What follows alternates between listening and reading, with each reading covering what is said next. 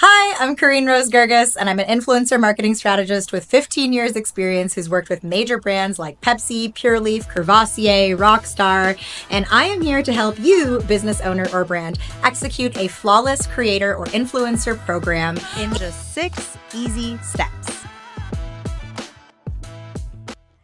Every brand wants to work with influencers these days, but a lot of brands don't know and understand the process and what goes into implementing a great influencer program and all of the work that happens behind the scenes to get those pieces of content and to get them just right. What I want to walk you through today is 6 steps to implement an absolutely flawless creator or influencer partnership from soup to nuts so that you don't have to overthink it. These easy steps are going to allow you to bring your brand to life online in a way that is authentic and that resonates with your target audience. And speaking of target audience, that is step number 1. Step number 1 is a detailed target audience analysis. Now, this may be something that your business or brand has done many times before in terms of what is your audience's age or their gender or their ethnicity. But when I talk about a detailed target audience analysis in the influencer world, what I'm talking about goes a little bit deeper than demographics. It's about something that we call psychographics. Now, psychographics dive deep into the psyche and the behaviors of your target audience. That is their behaviors both online and offline. So let's start with online. When we're looking at your target demographics online behavior, we're looking at factors like what channels are they on? What type of content and what categories are they interested in? Do they like to consume short form content or long form content? Do they like video content or do they like static image content? You want to get a really good sense of a day in the life of your target audience as it pertains to their digital behavior so that you can understand where along that day you can interrupt them with your brand message. And speaking of interruption, you want to understand whether your target audience is open to being interrupted by brand messages or whether they're looking for a less disruptive experience that's more native to their digital behavior and the way that they digest information on the platform. Next, we're going to look at your target audience's offline behavior. So the same way that we just mapped out a day in the life of your target audience as it pertains to their digital behavior and their online behavior, we want to map out a profile of your ideal customer based on how they behave in their offline world. Do they like outdoor experiences and adventure? Are they early risers or do they like to sleep in? Are they entrepreneurs or solopreneurs? Are they working in the gig economy? Do they have a 9 to 5 and then drive Uber at night so that they can foster and nurture and afford their creative passions? Are they travelers? Are they new moms and parents? And if they are new moms and parents, what are the things that they are struggling with? And what are the things that make them happy?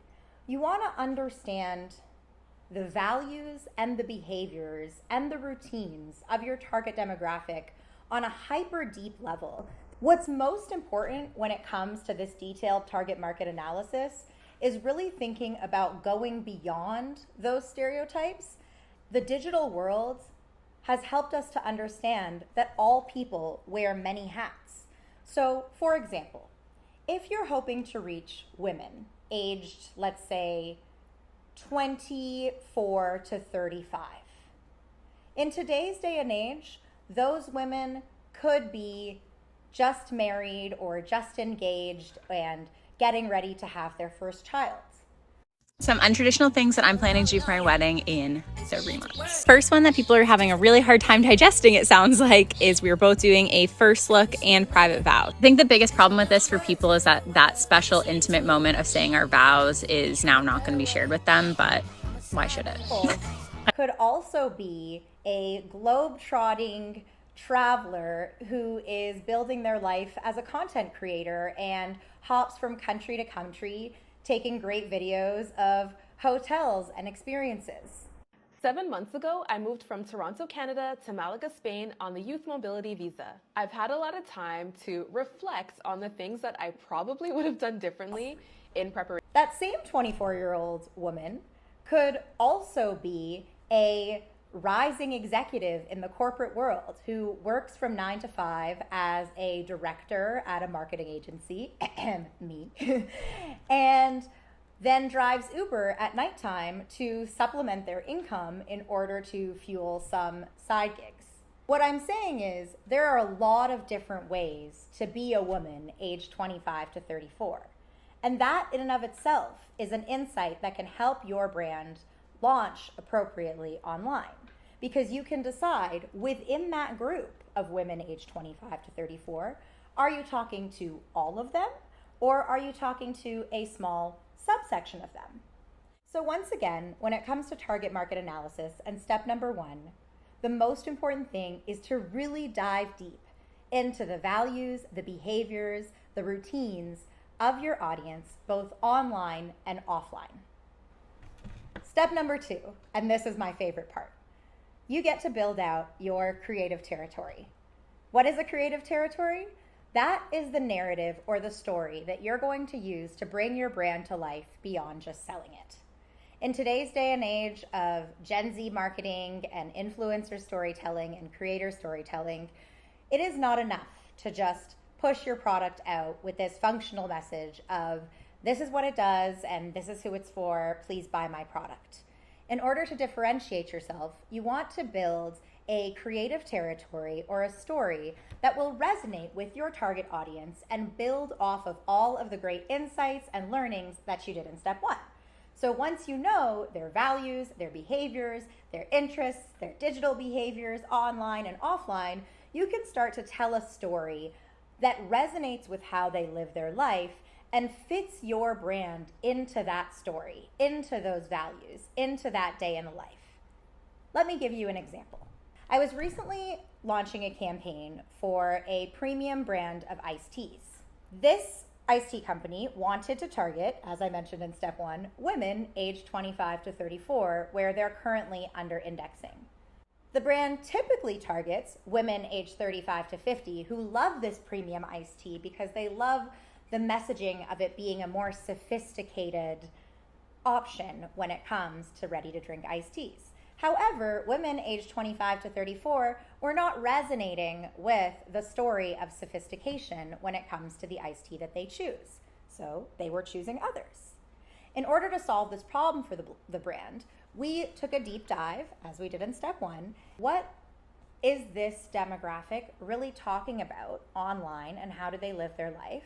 And we realized that this is an age where women are constantly comparing themselves to each other and constantly struggling and suffering with the pressures of living the perfect life. And those pressures aren't supported by the culture of influence and social media that dictates to them what a great life should look like. So in order to show this demographic that we understand them, we understand what they're struggling with, we understand what they're seeing all the time in terms of messaging and what they wish they didn't see, we built an entire creative territory around this brand called Yes to Real. Now, the number 1 question I get asked as a self-love influencer is, why do I post so vulnerable? Why do I keep it real? So today we are going to spill the tea while I drink my pure leaf made with real brewed tea. Now, the brand prides itself on being 100% real tea leaves, real ingredients. So we decided to take that functional message and basically create an emotional message whereby women in this age group are given permission to accept themselves as they are and say yes to real. We hired a bunch of creators who are known for being 100% real and authentic online and celebrating themselves and acknowledging their body image issues and their mental health issues and celebrating who they are as authentic, real women. Can I be real with you, besties? I've just been feeling really anxious lately, and y'all know I don't fake my feelings on here. There's a few things that I do to show kindness to myself when I'm feeling anxious, so I figured I'd show them to you in case they help. First things first, I order my favorite meal and drink, and right now that's a good bowl of pho and Pure Leaf iced tea, specifically lemon. It's so easy to neglect nourishing your body when you're feeling anxious, so this is always my step number one. Next, we have the classic mental health walk, and it's a classic for a reason. It works. Moving my body, getting outside, and breathing in fresh air clears my mind immediately and just forces me to leave the apartment. This campaign was extremely successful amongst this demographic, who not only shared the content, but created content around their own yes to real experiences and moments that were inspired by the creators that we worked with. As a nurse and a mom to 3 kids, I will be real, I can't always meal prep, so extra dinner portions are my lunches for the next day. My go-to drink is Pure Leaf iced tea. Lemon is my favorite, and I love that it has no artificial flavors or sweeteners. What you can learn from this program is that we could have easily launched this program where we had a bunch of creators drinking the iced tea and talking about how much they love it because it's made with real tea leaves and premium ingredients. But instead, we took that functional message and built a more emotional, creative territory around it to resonate with what we learned from about the audience in step 1. Now that brings us to step 3. Which is choosing your creators and your platforms. When it comes to choosing creators and also choosing the platforms, because of course, many creators are really only focused on some platforms over others. You may find creators that are on both TikTok and Instagram and YouTube, but once you've gone through the process of really deep diving and understanding your audience in step 1 and how you tell that story, you want to select creators who are going to best resonate with that story, and that often means that they might be more present on a particular platform than others. When it comes to selecting creators, there are a few factors that you want to consider along this process. Of course, every creator that you work with, you're going to want to vet against your brand values and make sure that they truly align with the values of your brand. What this means is you're going to want to do a thorough brush through of their historical content and ensure that, let's say, your brand is very against vulgarities or doesn't want to be too political, that the content that that creator has historically posted or anything that that creator has been known for, whether they've received backlash or whether they received press, is in alignment with your brand. This is exceptionally important for getting ahead of any risk to the brand and mitigating that risk ahead of time. Once you've vetted your creators for brand alignment, you want to do what I like to call an authenticity check.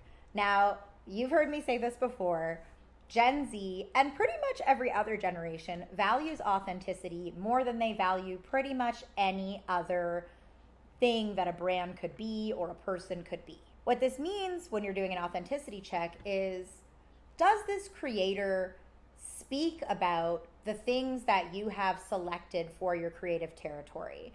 Is it an authentic alignment because, let's say you are that premium iced tea brand.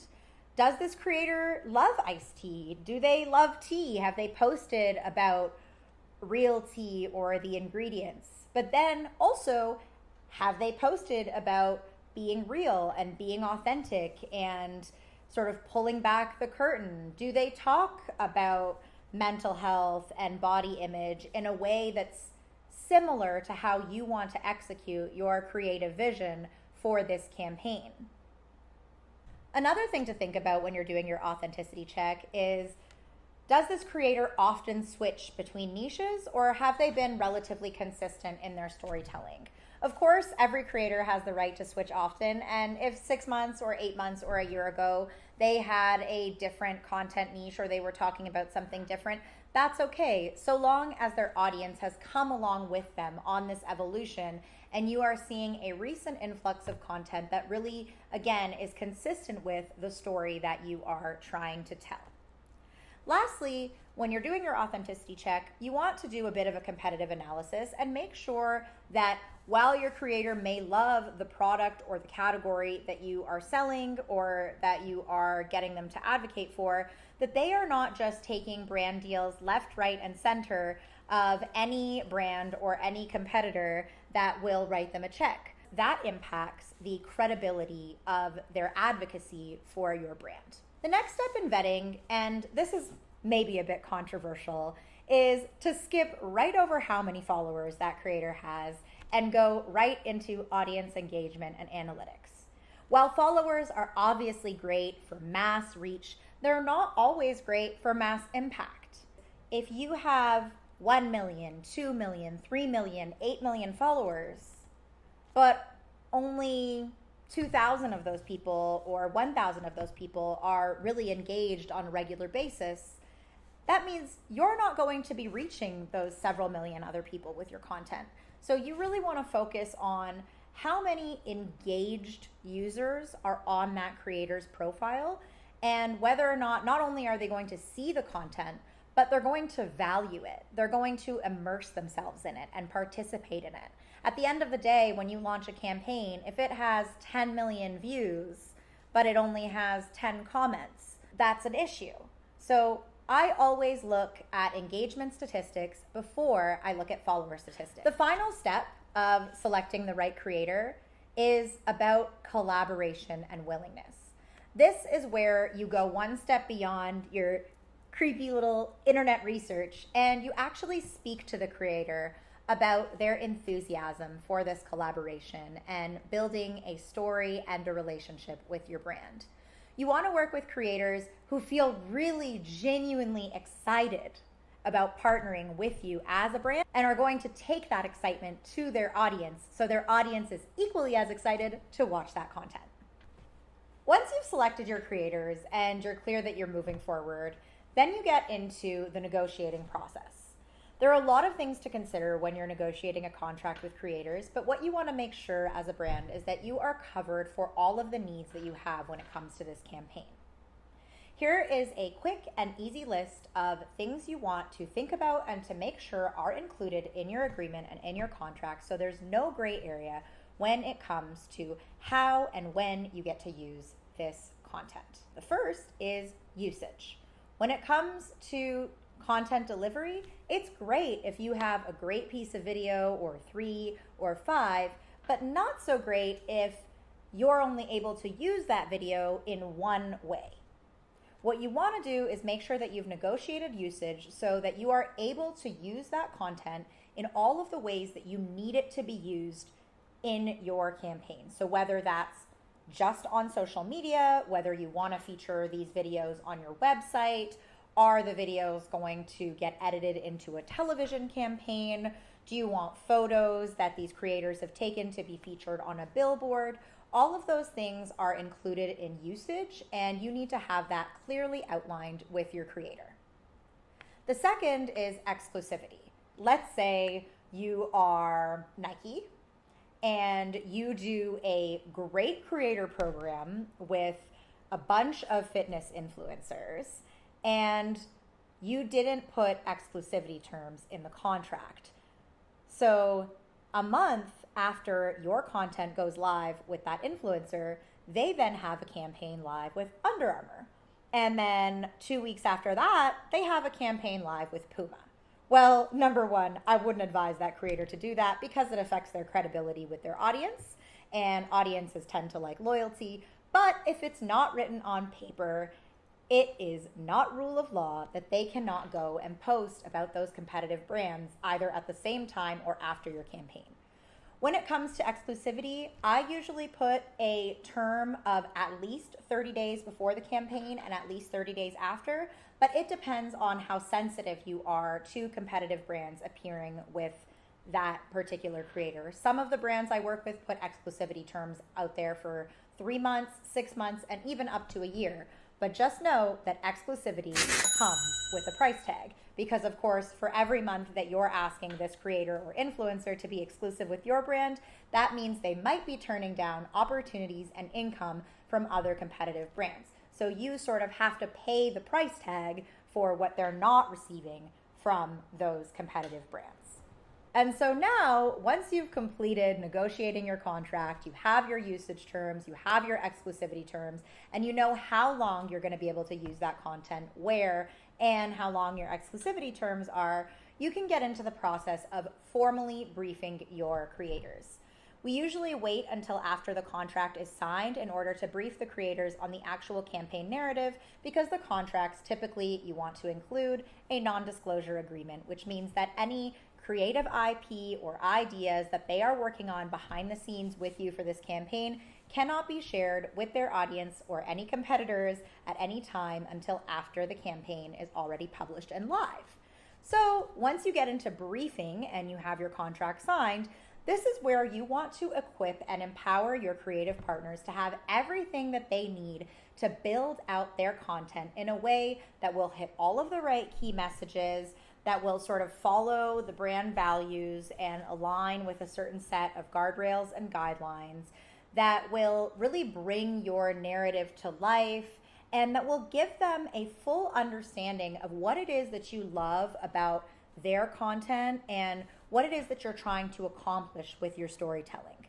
So let me go line by line about the things that should be involved in a creator briefing to empower them to create the best possible content. First and foremost, before I put any key messages, any guardrails and guidelines, any brand information, product information, there is always a slide in my briefing document right at the beginning that tells the creator why I chose them. This is exceptionally important because if the creator doesn't know what it is that resonated with you when you were selecting them, they won't really necessarily know what direction to take or who you're trying to speak to. So this slide of why we chose you typically includes a few content examples that you like in the area or arena of what you want them to create for you. It also tells them a little bit about what demographic they hit and resonate with that you are also trying to resonate with. And it also just shows them all of the things that came up in your vetting in terms of why they're aligned to the brand and why they're a fit for this campaign. So if we go back to the premium iced tea example, I would use this as an opportunity to tell those creators, we chose you because you're always being authentic online and you pull back the veil and you share with your audience vulnerable things like body image issues and mental health, and just let them know that the values alignment is what's driving your selection of them for the campaign. This also gets the creator really excited that you've gone through their content and taken the time to get to know them, which is something you've done anyway. So you might as well let the creator know that you didn't just choose them because of the number of followers they have or the influence they have, but that it was a very strategic decision based on the type of content that they create and who that content resonates with. Then you can get into really briefing them at a deeper level on the key messages of the brand, the creative territory that you're bringing to life, how you want to bring it to life. Are you expecting them to create how many videos? What are the deliverables? All of that kind of stuff. You also want to make sure that every briefing document has a slide for guardrails and guidelines. This includes things like, we want our brand to be visible in the first 5 seconds of the video, or if you are, let's say you have the iced tea brand, we want the label to always be facing forward. We don't want the nutritional label to show.